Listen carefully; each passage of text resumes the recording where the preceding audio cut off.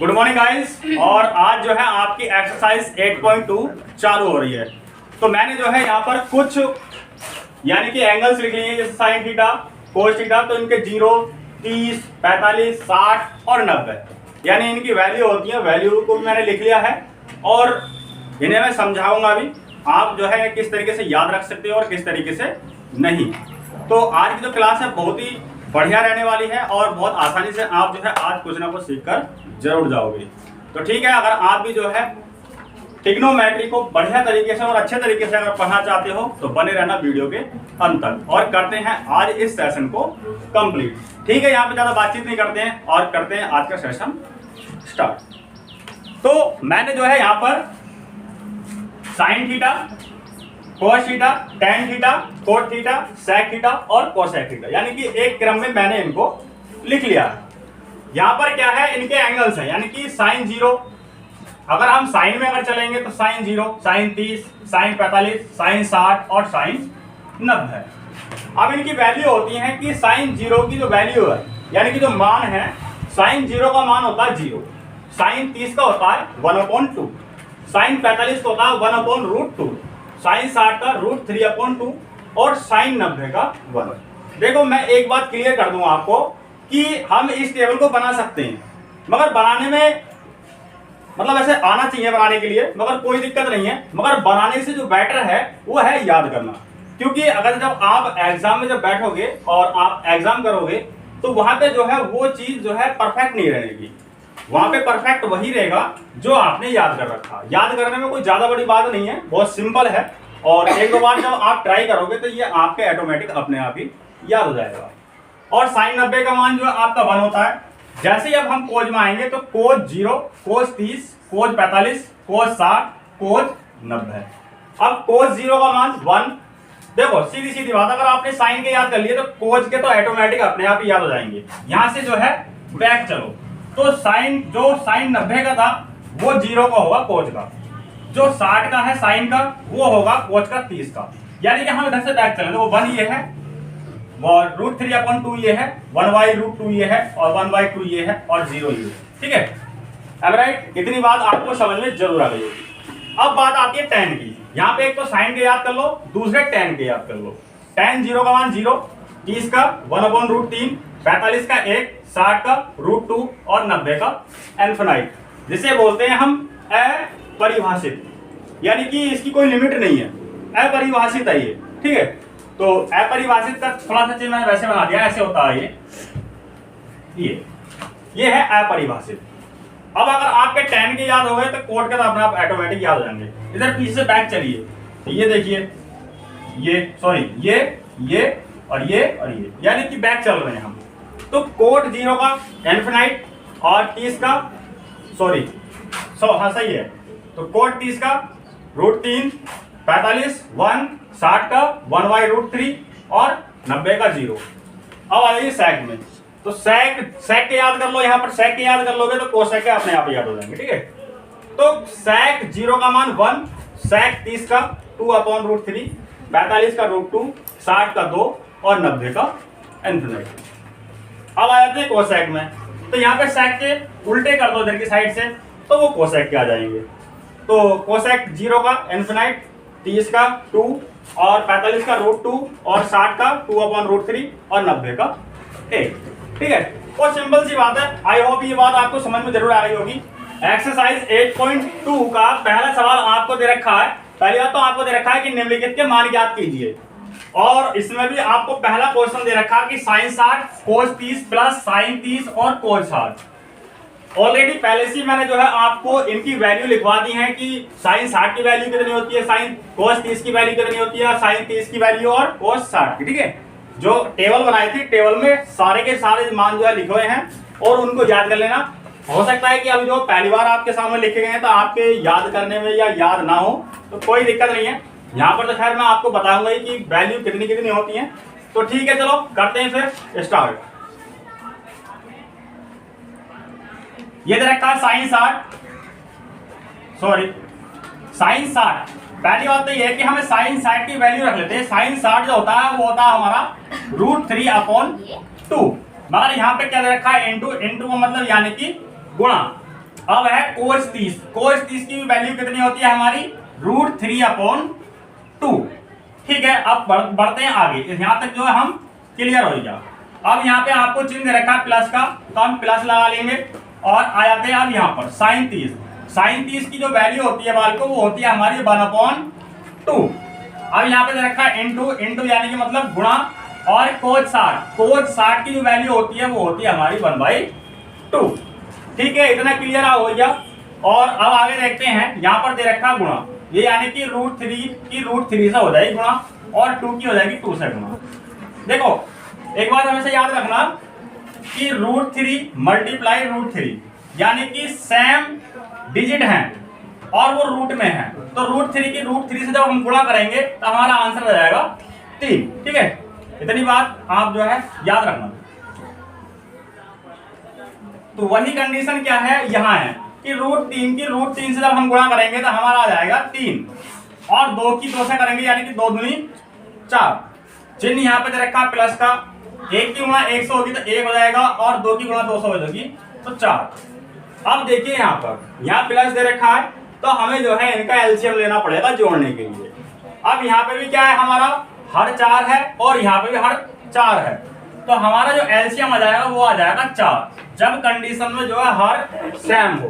तो 4 आपका क्या है एलसीएम आएगा, तो ऊपर वाली जो संख्या है 3 और प्लस 1, ये ऐसे जुड़ जाएंगे। 3 और 1 कितना हो गए 4, और बटे 4, 4 से 4 कट जाएगा 1 टाइम, यानी कि एक बार। इसका आंसर आएगा हमारा 1। आई होप आपको ये सवाल जरूर समझ में आया होगा। तो सेकंड सवाल है आपका 2tan² 45 degree plus cos² 30 degree minus sin² 60 degree. ये आपका सवाल है और वैल्यू दे रखी है इसमें, यानी कि एंगल्स दे रखे हैं 45 डिग्री, 30 डिग्री, 60 डिग्री। चलो ठीक है, करते हैं इसको सोल्व। तो यहाँ पे 2 दे रखा है, 2 मल्टीप्लाई, ये इंटू में दे रखा है यानी कि गुणा में दे रखा है, किसका गुणांक है ये tan² 45 का। तो जो है tan² 45 का गुणांक है। अब tan 45 का जो मान होता है बाल को, वो होता है 1। अब इस पे भी लग रहा है स्क्वायर, तो इसका कर देंगे हम स्क्वायर।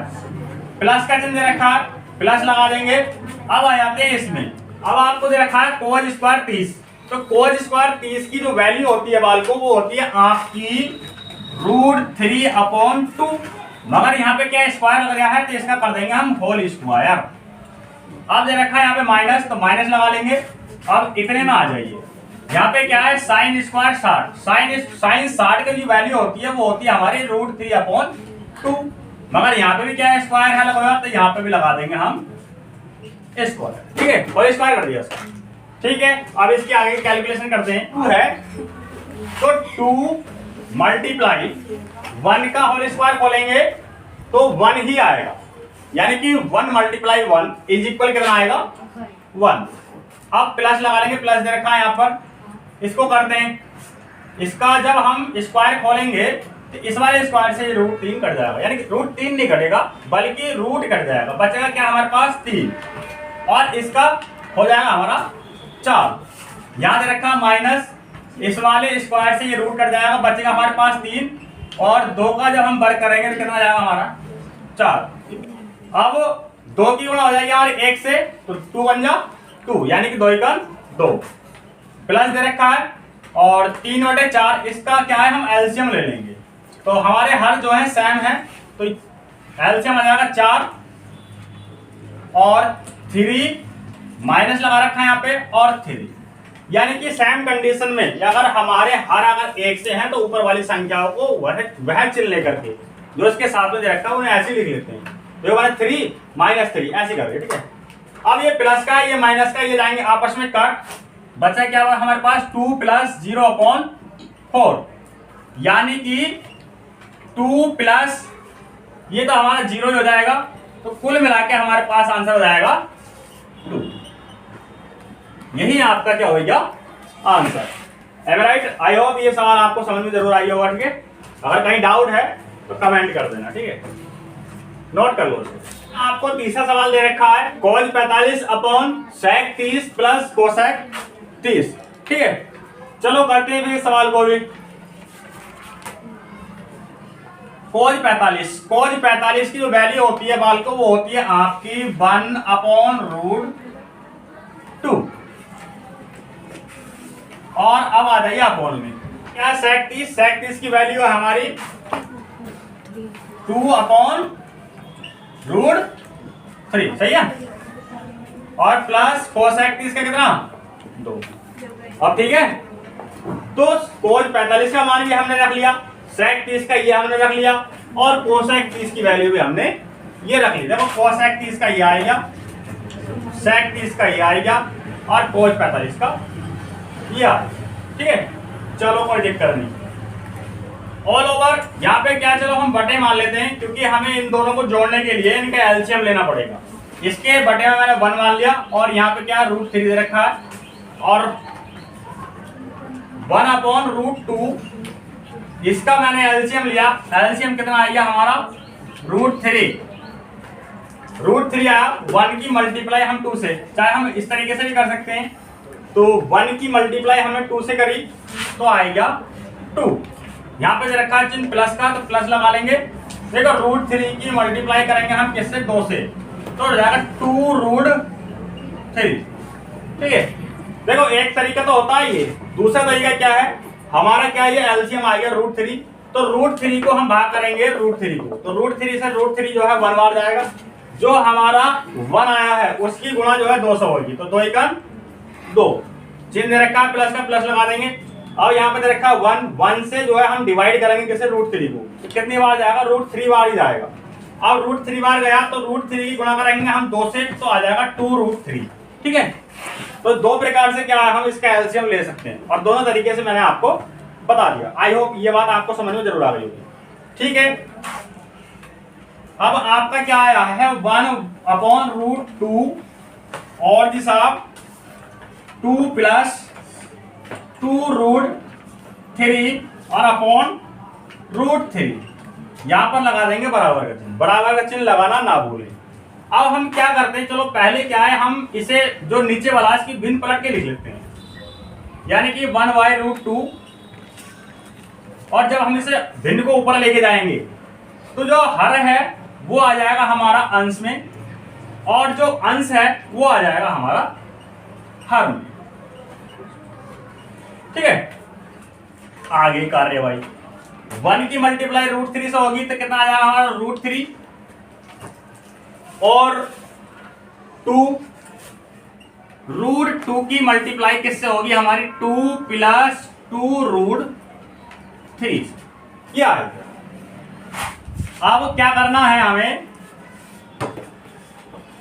√3 और √2 की इस ब्रैकेट में कर लेते हैं गुणा, तो √2 की 2 से गुणा करेंगे तो हमारा जाएगा 2√2, और √2 की 2√3 से करेंगे तो आ जाएगा हमारा प्लस 2√6।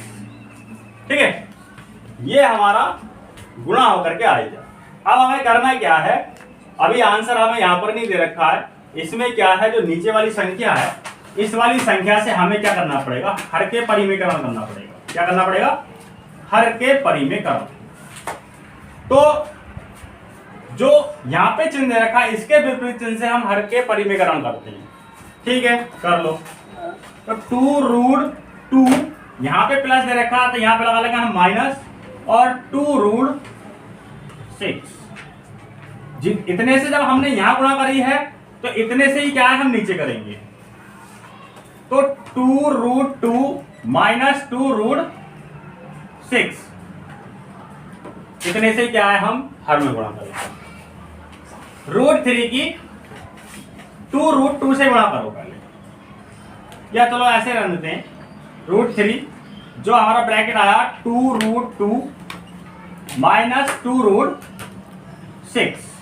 ठीक है, अब नीचे 2√2 की 2√2 से गुणा करो, 2√2 की 2√2 से गुणा, तो 2 दूनी 4, √2 की √2 से गुणा हो जाएगी तो हो जाएगा हमारा 2। देखो √2 की गुणा √2 से अगर होगी तो हमारा आएगा 2। अब क्या है, 2 हमारा ये दे रखा है, 2 हमारा दे रखा है, तो इनकी क्या है आपस में गुणा हो जाएगी, तो आ जाएगा 4, 2 दूनी 4, √2 की √2 से होगी तो कितना आ गया हमारा 2। यहां समझिए इस बात को, ठीक है। अब 2√2 की -2√6 हो जाएगी, तो 2 और 2 ये वाला, तो यहाँ प्लस दे रखा है यहाँ माइनस, तो पहला माइनस लगा दो, प्लस माइनस माइनस, 2 की 2 से हुई तो 2 दूनी 4, और 2√2 और √6 की कराओ तो 2 छक्का 12, यानी कि √12 आई है।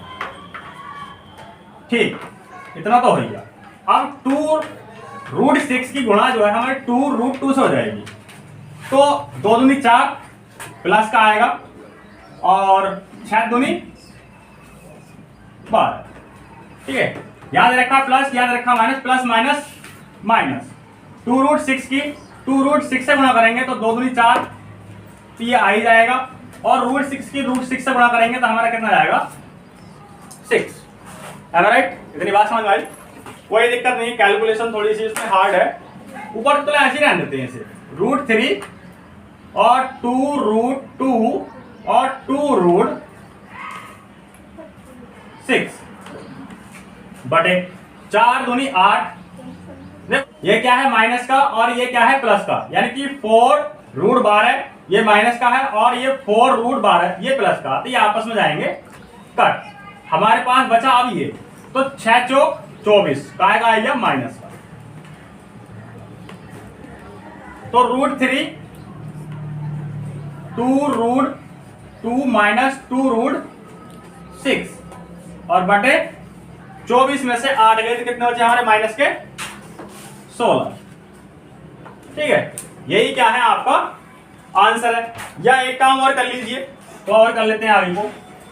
ये जो 2 है ये हमारा बाहर निकल आएगा, ये हो जाएगा हमारा 2√3 और यहां बचा हमारा √2 और √6 और बटे कितना -16, तो 2 कम 2 और 2 चौक 2 अट्ठे 16। ठीक है, ये आएगा। यहाँ पर थोड़ा स्पेस नहीं रहा है, यहाँ लिख लेते हैं इसे। क्या आया बचा कितना हमारे यहाँ पे √3, तो √3 और बटे में क्या है हमारा √2 और माइनस √6 और नीचे माइनस का 8 बचा। ठीक है, तो यही क्या हो गया आपका आंसर।